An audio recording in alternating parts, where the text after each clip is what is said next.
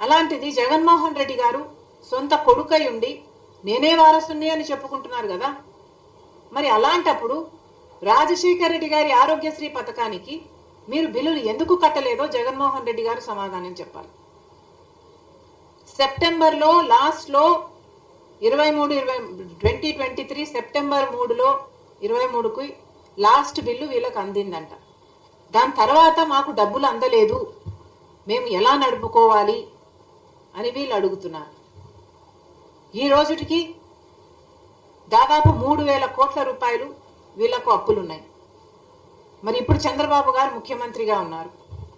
చంద్రబాబు గారు ఆరోగ్యశ్రీ పథకానికి డబ్బులు ఎందుకు చెల్లించటం లేదు?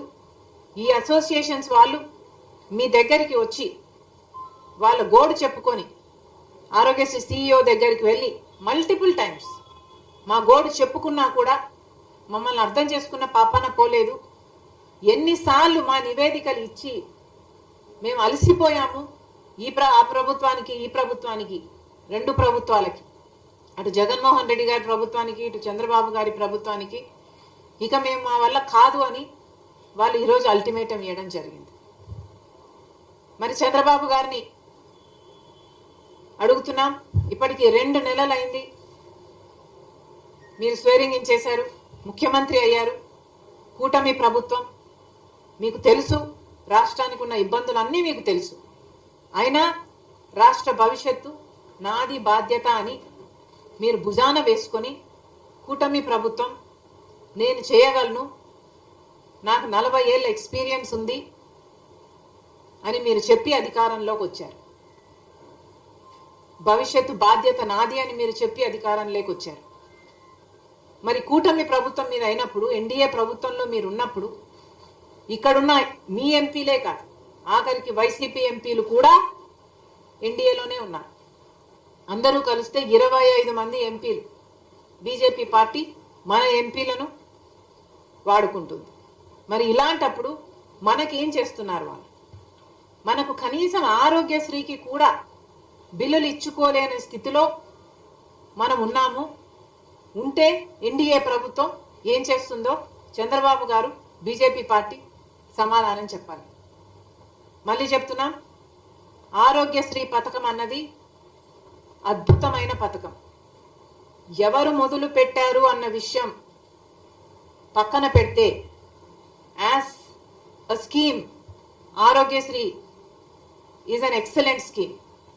దేశ విదేశాలలో ఎంతో మంది దీన్ని మళ్ళీ ఎమ్యులేట్ చేయడం జరిగింది.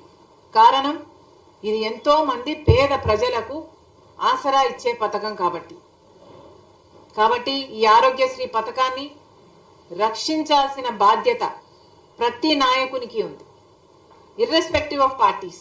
ఎవరు అధికారంలోకి వచ్చినా కూడా. నాకైతే ఆశ్చర్యంగా ఉంది, జగన్మోహన్ రెడ్డి గారు సెప్టెంబర్లో బిల్లులు చెల్లించారు, ఆ తర్వాత ఆరోగ్యశ్రీకి బిల్లులే చెల్లించలేదు అని. అసలు ఆరోగ్యశ్రీకే కాదు, ఫీజు రీయింబర్స్మెంట్ కూడా బకాయిలు ఉన్నాయి. అసలు జగన్మోహన్ రెడ్డి గారు, రాజశేఖర రెడ్డి గారు తలపెట్టిన జలయజ్ఞం కూడా 54 ప్రాజెక్టులు రాజశేఖర రెడ్డి గారు తలపెడితే 12 ప్రాజెక్టులు రాజశేఖర రెడ్డి గారు పూర్తి చేస్తే 42 ప్రాజెక్టులు మిగిలిపోయిన ప్రాజెక్టులను నేను 6 నెలల్లో పూర్తి చేస్తాను అని చెప్పిన జగన్మోహన్ రెడ్డి గారు, నేనే వారసుని అని చెప్పుకుంటున్న జగన్మోహన్ రెడ్డి గారు, మరి రాజశేఖర రెడ్డి గారి జలయజ్ఞం ప్రాజెక్టులు మీరు ఎందుకు పూర్తి చేయలేదు? మీరు సమాధానం చెప్పాల్సిన అవసరం ఉంది. మీరు రాజశేఖర రెడ్డి గారికి ఇంత ప్రియమైన ఆరోగ్యశ్రీ పథకానికి కూడా బిల్లులు చెల్లించలేదు. జగన్మోహన్ రెడ్డి గారి విషయం పక్కన పెడితే ఇప్పుడు చంద్రబాబు గారు ముఖ్యమంత్రిగా ఉన్నారు. Irrespective of parties, this is an excellent scheme.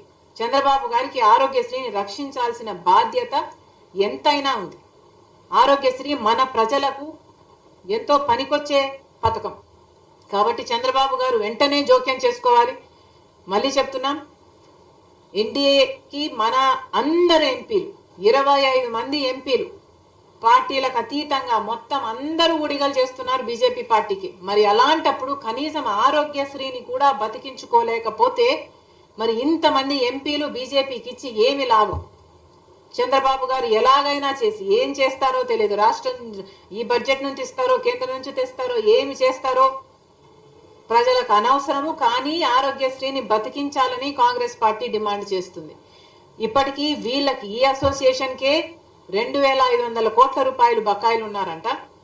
ఇది కాకుండా మిగతా ప్రైవేట్ హాస్పిటల్ అన్ని కలుపుకుంటే ఇంకొక 500 కోట్లైనా ఉంటుంది అనే అంచనా. ఆ 3,000 కోట్లను చంద్రబాబు గారు ఏ పద్ధతిలో తీరుస్తారు, ఎప్పుడు తీరుస్తారు, వీళ్ళని పిలిపించండి, మాట్లాడండి, వీళ్ళకు భరోసా కల్పించండి. కనీసం 15-20% ఇప్పుడు వెంటనే రిలీజ్ చేయండి. మిగతాది ఏ ఫేజెస్లో రిలీజ్ చేస్తారో వాళ్ళకు భరోసా కల్పించండి. ఈ ప్లాన్ మొత్తం డ్రాఫ్ట్ అవుట్ చేయండి. ఈ నెలంతా మీరు టైం తీసుకోండి, దీని మీద వర్కౌట్ చేయండి. కానీ ఈ నెల దాటిన తర్వాత కూడా ఇదే పరిస్థితి ఉంటే కాంగ్రెస్ పార్టీ ఎక్కడికక్కడ ఆందోళనలు చేస్తాం, ధర్నాలు చేస్తాం, ఆరోగ్యశ్రీని బతికించుకునే ప్రయత్నం, ఆ కొట్లాట మీ కాంగ్రెస్ పార్టీ తప్పకుండా చేస్తుందని చంద్రబాబు గారిని హెచ్చరిస్తున్నాం. తర్వాత